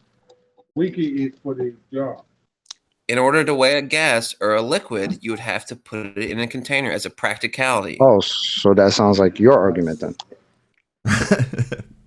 If you have to put it in a container, mate, then Yes. the atmosphere's got no weight. No, in order to weigh it, it has weight regardless. Okay. No, and in No, order it to has weigh mass, it it doesn't have weight. in a container. Go ahead, Adam. There seems to be a little confusion in terms of trying to attribute weight to gases. When we obviously we can discuss mass in terms of molecular mass, and they do obviously have that. The molecules are constructed the same. But when we're talking about gases and liquids and solids, particularly the differential with gases, we can't really attribute weight. We certainly can't in a Newtonian sense, because that is mass times acceleration of gravity, and we can categorically state that that is not undergoing any downward acceleration to give it its classical definition of weight. So all you can say is it has mass, however, that mass does not exert any weight on anything. And why is that's that? pretty classic, because the way in which we calculate and describe the equivalency of weight for gases is pressure, because that describes the amount of molecules in a particular area. And the way in which we discuss weight is an application of No, that's not the mass onto us. The way in which we describe the way in which gases exert their mass and have an effect on other matter is pressure. It's the number of collisions in which in a given area. yes. Yeah, but the area's got to be given though. If it's infinite, then there is no area. Yeah, and the measurements reflect that. PSI, things like that. So what are you saying, Adam? That you can't have delta X unless you've established that there's a container? Oh yeah. It's a necessary antecedent, isn't it? If you're gonna vary something, you have to have it in the first place to vary it. So unorthodox, we need you to respond to that point and only that point. How you measure pressure so the antecedent to pressure would be molecules and colliding with it. As given by the definition, pressure is force over area, not force over volume. Over so area. the only two antecedents are molecules What if the area is an area? Area of what? Do what? Area of Whatever you what? like. If the area Whatever is you like. infinite, Orthodox, what's the answer? What would you say? If the area is infinite, what area are they colliding with? The infinite area. So there's there's no real infinite in the real world, though. Okay. There So- you go. So how so- can we have weight in the atmosphere? Take as long as you want. I'm mate. not. How can we have weight? We have an acceleration field. No, but you've just he completed didn't That's listen to the Adam. matter. Yeah, he didn't listen to Adam. So what you're referring to this Newtonian downward force? Yeah, gas expands in all directions, and that's not how you attribute weight. Also, you've got it in a container, and the container is measuring the pressure, the force over the area of the container. I'm talking about a scale at the bottom of the container. Oh, that you really? Well, place the problem with that actual container scale on. is that it only accounts for one vector, and gas expands in all directions. Do you not understand how gas works? Do you not Unless a understand? force Sorry, you've just said I only account for the bit on the scale. And I'm asking you, do not appreciate that it expands in all directions. Otherwise you wouldn't have that very thin air at the top of Everest. Because it'd never go up, would it? It'd only be going down towards your scale. It only expands in all area or in all directions if there's nothing acting upon it. Right. Oh, God. So the fact that there's a gradient means there's something acting upon it. No, it means Given your that primitive- no. That means the gas is being produced at ground level. It's just Yes. thinner at the top as it makes its way up. Because we know Yeah, it's but it not would gravity. expand We know in all Yeah. directions. Expands in all directions, so not just down then. So let's not worry about just measuring the bit when it hits the ground, because it also goes up. So what does it hit when it gets to the sky vacuum to press? What's the area it's pressing on when it gets to the sky vacuum? Nothing. And no, it has to press on something There's a to have bias press. towards It down. has. No, that's not a decent answer. It's not the time for you to talk. Can't press on nothing. You've just explained it needs an area. For a pressure measurement. Yeah, for a pressure to exist, you need an area for it to press on. And I'm saying gas expands in all directions, not just down. What's it pressing on at the top, where there's claimed to be a vacuum? So you're saying 1 foot in front of my face, there's no pressure? Excuse me. At the top, where you guys think the sky is actually a vacuum, a vast area for the gas to expand into, and given that you've accepted that gas would need to press on an area to be a pressure, what's it pressing on when it gets to the vacuum? You've said nothing. That doesn't work. It actually violates natural law. Second law of thermodynamics, entropy still exists, mate. The gas would want to expand to fill the volume. That's a law of nature. So when I ask what's it pressing on the top and you say nothing, no, that's a violation of natural law. Your sky vacuum that it's not pressing on. That doesn't work, mate. Gas doesn't just stop. It would expand into that vacuum, mate, because there's nothing there, as you rightly point out. Unless it has weight. So we're back to just saying if I only measure the downward bit of the gas that's expanding in all directions, I can say that the gas that made its way up to the top of Everest is actually going down. No, it made its way up to the top of Everest, mate. Not down, up. So what, just going to weigh the stuff at the bottom? No, it's still gas. It's still expanding in all directions. It still needs to press to have pressure. And according to you, it's not pressing on anything at the top, where there's a vast area for it to expand into. As it continues up, it made its way from the ground to the top of Everest and can continue up forever if the sky was a vacuum. But it's not, because we're all breathing. Unless it has weight. So we're back to the circle jerk. Round and round we go with him saying, let's ignore that gas is going up to the top of Everest, giving us a gradient. He's going to ignore that and say, I'm only measuring the gas that hits the scale. The fact that it hits it and fucks off back upwards, I'm gonna ignore. There's a downward bias. A downward bias to the gas that's going up to the top of Everest. No, it's not biased downward. It's going up. Can I explain something to you? No, you can accept that the gas that's going up towards the top of Everest is on a merry journey upwards. It hasn't got a downward bias. Are you cognitively incapable of recognising that when gas is going up, it's not got a downward bias? Nathan, let me have him for a minute. I just Why? No, I'm let killing him him. go. He's dead. I know he's dead. I just want to kill him again. My goodness, this guy thinks. Riley the likes playing scale- with his food. Yeah, This yeah. guy- I want to kill him again, Nathan. Permission to This kill him guy- again. This guy Okay, thinks. fine. the kill him credit. No worries. I'll shout out a couple of super this- chats and then you can kill him again. Stamp on his head. Do whatever you need to do to his corpse. Right, MC Universe, Sacred Truth Keeper. I will get your name right once, I promise. Smoke in your ride. Okay. Open windows, drive. Does the car's gravity hold the smoke inside the car? Lol. Right on, MC Universe, Sacred Truth Keeper. Very good super chat. Thank you very much for your support. Also, 5 Angels, who says, force over infinite area equals pink elephant. Thank you very much indeed for your super chat. Really appreciate it. Okay, Anthony, I'll calm down. You go ahead. I just want the opposite. 3 questions, unorthodox. You said, and I'm quoting your words here. You said there's a downward bias, right? Bearing in mind that Newton's first law states that an object in motion will remain in motion unless acted upon by a force being the key word in this instance. What do you define as this downwards bias that you are slowing the molecule that's rapidly escaping at 600 meters per second? What is this force that you ascribe to a bias to? An acceleration field. An acceleration field. Does it have a name, or are we just going to magic one out of thin air? Well, you know, I was trying to get around talking about gravity, but Yeah. an acceleration field. You know aka why, gravity. don't you? Because it's not a force, in it.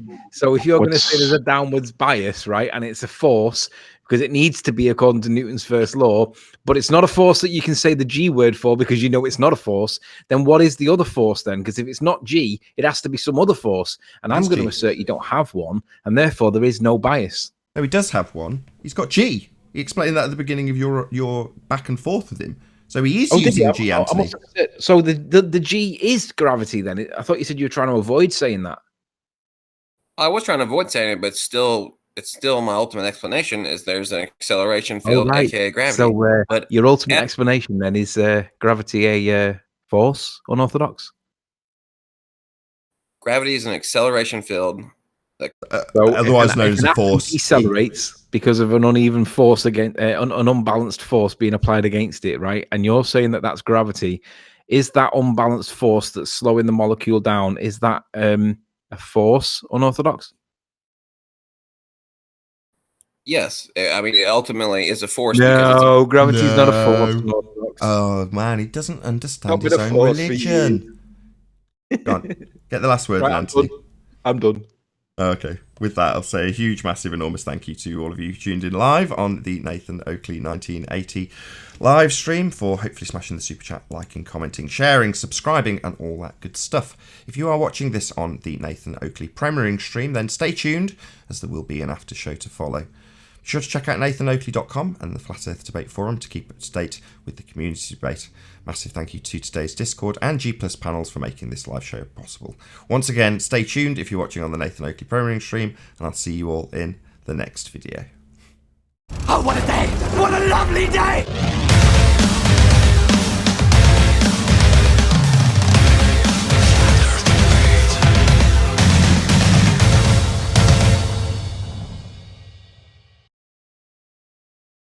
Because it's the same arguments over But yeah, and that's over my again. argument is just super simple. I think Super, anybody that's super listening can simple. understand. Oh it. my gosh. Super simple. Gas has weight. You lost. Why do you think that suddenly you've got to be the person with verbal diarrhea here? You lost. Shut up. Sit down. Listen to the people educating you about how your religion's wrong. So Are this you guy- giving us a summary of how you lost this interaction, unorthodox? Dead man flailing. I think Hang on, we need to ask him, does he realise he lost? Because if he doesn't realise he's lost... No, don't You're ask asking him a anymore. decapitated man. What you're witnessing is a dead man twitching. It's just involuntary. He's already been decapitated, and you're saying, let's go up to his head and ask him if he knows he's dead. I want him to realise he's dead. He doesn't seem to realise anything. He thinks his twitching, his involuntary twitching, is actually a state of being alive. Yeah, but that's your mistake. Maybe it is. It's like Riley. It's like Riley trying to take the pulse of the dead man while kicking him. He's like still bloody- taking the pulse. You may be taking the zombie concept a little bit too literally here. So Anthony, he would have you believe if you have a scale, say in your house, it's not on zero because all the gases here at ground level are pressing on it, so it's got to show some weight. But how come that scale is at zero? But if you go take It's an empty propane tank, you take an empty propane Calibrate. tank. Do you and know what a put it- manometer is? Why don't you just talk? I thought you were dead. He is dead. I'm He's not still dead. twitching. He's not quite dead yet. Maybe he's mostly I dead. mean, do you know what a manometer mostly is? dead. You measure pressure. He's only mostly dead. He's not quite dead, but we can think of him as dead. You know what? It's damn real it. simple. No, it's real simple. When you fill an empty tank of propane, it gets heavy. But if you don't fill it and there's no gas in it, it's not heavy. And those molecules that are pressing against tight make the weight. But if you release it, it goes everywhere. And you just admitted to that in your example of having a container to have your gravity. So we're asking Yeah, but you. it doesn't remove. in your- It doesn't in remove your- weight, though. Wait a minute, I thought Just you were because you dead. expel them, doesn't remove the property of weight from them. It does. It does. If you haven't got the container, mate, you haven't got any weight. That's the point. If the only way you could weigh them is in a container, Then you would have which no is what pressure. you said. Wait, He's conceding. Go ahead. He would have no what? You would have no pressure on Earth if the gas molecules had no weight. Right? And you need a container to have weight. Hello? No. Duh. Yeah? Duh. What do you mean, no? This is why he's a flailing dead man. That's your example you gave us. You moron. That's your. Yeah, what do you mean, I'm not no? No? What, my entire half-hour spiel about putting it in a container's not right? Yeah, you mean yes, just wrong, not no. Totally. Yeah, dead man walking. I mean, so in order for your argument to be correct, there would have to be no pressure.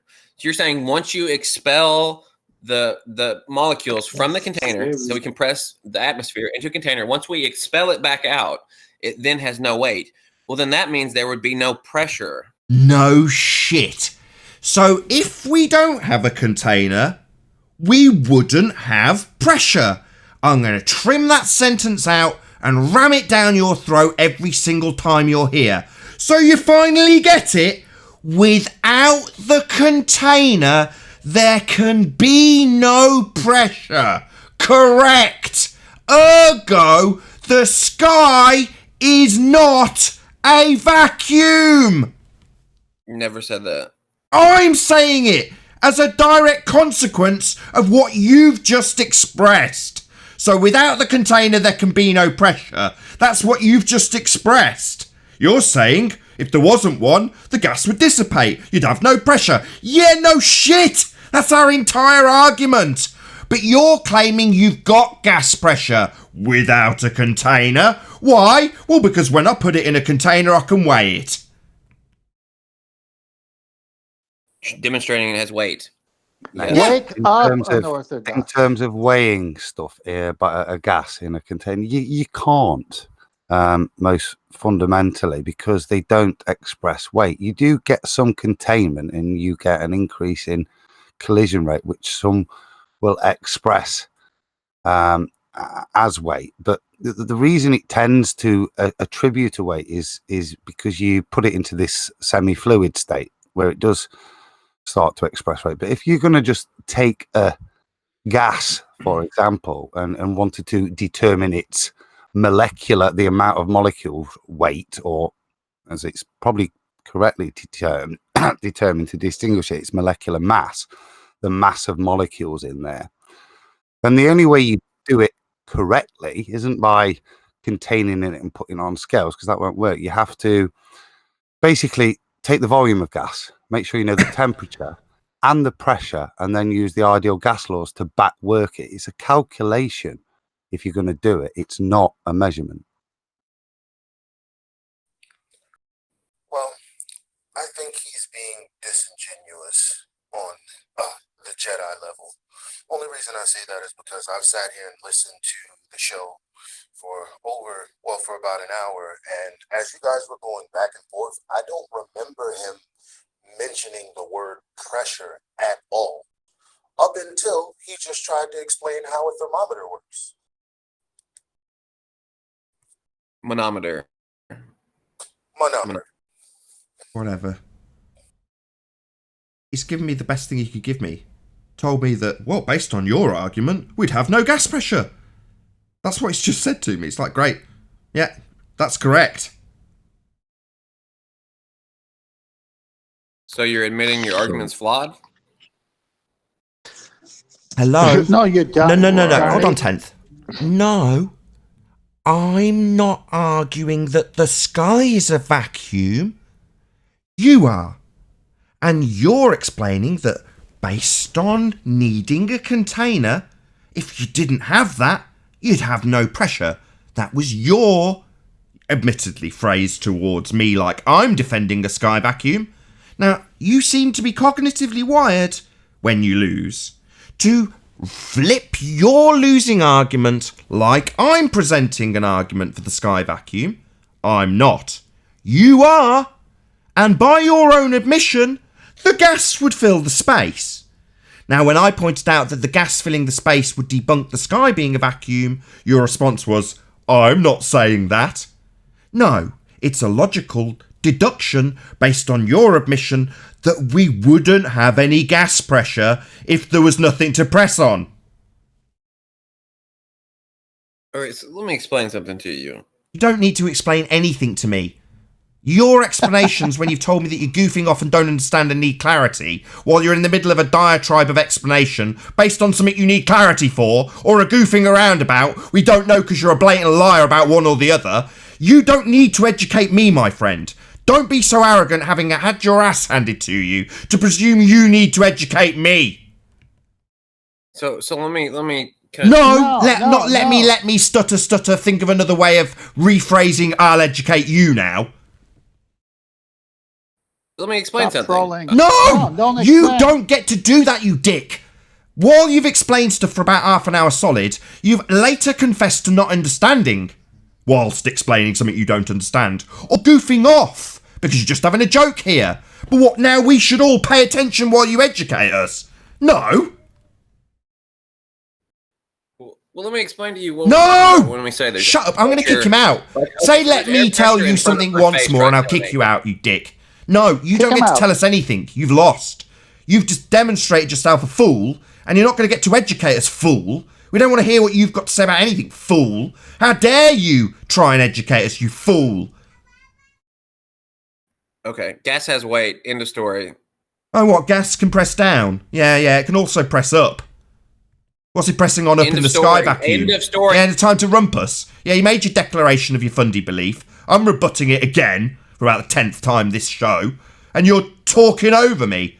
The fundy fuckwit who's a fool is telling me what's what while I rebut his claim. Your gas can press down on a scale. Yeah, I'll concede that. Yeah, you can put a scale out and pretend that the gas is pressing on it and giving you a value. But then it bounces off upwards, doesn't it? Gas has weight, man. So then it bounces. So you're going to just totally ignore a rebuttal, Mr. I can educate you, but can't listen to a rebuttal. Yeah, it bounces off the scale, gives you your weight down. Then it goes up, doesn't it? It's bounced off upwards.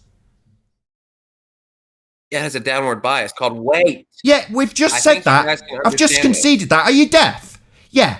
So it's going to bounce off the scale and give you a weight. When it bounces off, it goes up, doesn't it? Are you incapable of listening, conceding, and understanding a simple fact that in order for a molecule that's free and unbonded to hit the scale, to give you weight, it's then going to bounce off in the opposite direction. You're not going to concede this, religious fundy? Or what, time for you to educate me? Or talk over me? While I point out, for about the 5th consecutive time, that it's going to go up after it's gone down to give you your weight that I'm letting you have.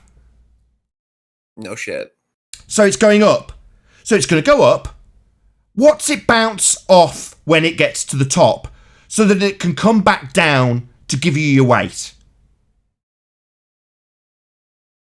Are we talking about in like a pressurized container that we're... Oh, so we're immediately needing a container for you to answer this question then?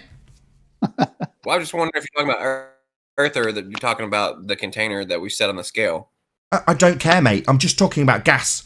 Are you suddenly trying to figure out whether or not you need to juxtapose this with your religious belief about what Earth does and point at your fundy belief in a sky vacuum to answer the question? I'm not going to allow you to do that. Yeah, none of these answers are going to be tolerable with a fundamentalist religious belief about what the sky does, mate. Now, that's not going to wash. I'm just talking about gas hitting a scale to give you a weight so that you don't parrot it 5 more times. Even after I've given it, you still do that. But then it's going up, and I've asked what it hits at the top. Because if it doesn't hit something in the top, it's just going to carry on going, isn't it? Unless it has weight. No, it's hit the scale and is going up. Not are you thick? Are you thick? Wait, have I got to get you to concede this 17 times? That after it went down, it then went up? And you're going to continually say it's still going down? Are you retarded? Do I have to make you concede 16 more times that it's going to go up afterwards? You conceded it, and now you're back to your religious down thing. When it's going back up, we've gone past it giving you your weight. And I'm trying to establish if that particular bit of gas bounces off and disappears forever or comes back down to be reweighed. Do we lose it? I haven't Yeah, tracked you need a to single lose the weight, molecule, buddy. so I couldn't tell you. But I could tell you the aggregate volume of gas. Sorry, so you couldn't tell me what happens when it goes up? We're trying to establish your fundy belief in a sky vacuum, but you can't tell me. Well, what on earth makes you think the sky's a vacuum then? Well, can you repeat yourself? What did you just say before Nathan answered you? You said something about the gas molecules heading up from Earth where the gravity is the strongest, and then doing what? Well, there's a downward force, so... They're going up! It doesn't seem to matter how many bloody times I say this. Downward force, what are you talking about? It hits the scale, then it goes up. Yes, it has weight, so it would be... No, not weight! Down is weight! Up is not weight! You're not weighing something going up! Oh, it's just my bad. Everything must be going down. Because he's got a religious belief in everything going down with gravity. So even when it's going up, he must say it's going down. It's got downward... No, it's not got a downward vector. It's not got a downward bias. It's not got a downward force. It's going up! Yeah, just like if I bounce a bouncy ball, it's going to bounce. Oh, no, that would be a mass of a solid now, wouldn't it? Not gas that's free to move unbonded in all directions. No. The ball would be physically more dense than the air we're describing. But no, this little false equivalence red herring ain't going to wash neither. We're not talking about balls that have got mass that you can put on a scale. No! Air, you fool! How stupid are you? That's basically what atoms are, little balls that have weight. Oh, really? So I can put a molecule of air on a scale and it will stay there? Or will it bounce off and go up? We are going to have to do this 16 times then. While you continually deny that the gas is going up. See, it just seems strange that the fundies one day want to talk all about the gradient. That's all they ever want to bloody talk about. Now this fundy wants to deny that the gas is going to make its way to Everest. Because apparently it's got a downward bias. When it's going up. We're talking about the aggregate, Nathan, not... Aggregate? What the fuck? It's going up. Yeah, one molecule. Oh yeah, that's the one molecule that's unbonded to the rest that we're weighing, mate. Look, I'm pretty much done. I think... Yeah, you are. You're fucked. You can't win here. If the sky was a vacuum, the gas would fill the space. You saying, oh no, I've lost badly, I'm done here. Yeah, we know. You died about half an hour ago. You're Yeah, and flailing, now you're you're getting me and now you're frustrated. cooked and you're done. That's right. I think this is so simple, even you guys can understand it. Gas has weight. Look, It's just Yeah, as simple as that. can I maybe address it? Because I think I know the point you're trying to make. What you're trying to imply is that it still is subject to a downward gravitational force, even though after a collision, it's in one case one's going up and one's going down. Now, that could be proven to demonstrate a gravitational force if though after that elastic collision, the molecules repelled at different speeds. So the one went down was subject to an acceleration. The one went up was subject to a deceleration because of this force. But we do know that within elastic collisions of gas molecules, it's exactly the same. There is no difference. They come in with what they go out with. So that would imply there is no weight attributed to gas molecules. The only thing you get in terms of definition is a religious assertion, in that gases are made of molecules. Molecules have mass. Mass times a gravitational field gives weight. Therefore, gas molecules have to have a weight, even though it's not demonstrable. It's only supported by a religious assertion that weight is composed of mass times a gravitational field. But there's nothing to back it up other than your fundamental belief. And with that, I will say another huge, massive, enormous thank you to both today's Discord and G Plus panels for making this after show possible. And of course, a massive thank you to all of you in the Nathan Oakley premiering stream for hopefully smashing the super chat, liking, commenting, sharing, subscribing, and all that good stuff. Be sure to check out nathanoakley.com and the Flat Earth Debate Forum to keep up to date with the community debate. I've been Nathan Oakley, and I'll see you all in the next video. Oh, what a day! What a lovely day!